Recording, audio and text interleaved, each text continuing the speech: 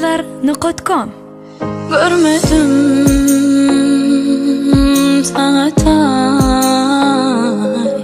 sakladım yatta sen sözlerini.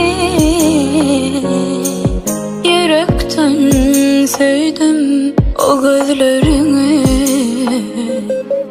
Vermedim özge bu gönlümü. Yaradın yüreğime, el ver men elime.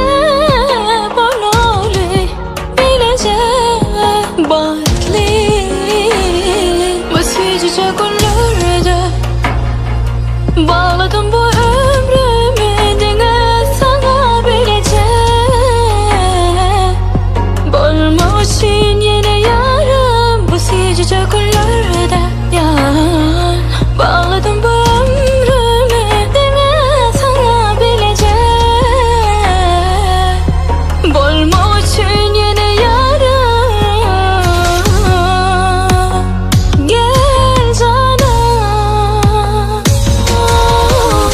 sen bilen bağıtlı ben, o soyunla kanatlı ben.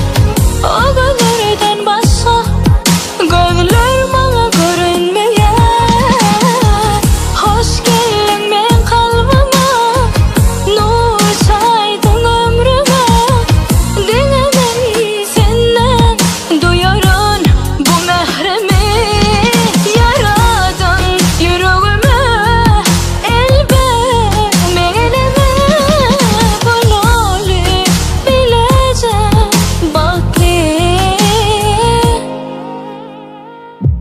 Tamayıldızlar.com Bu sıcak günlerde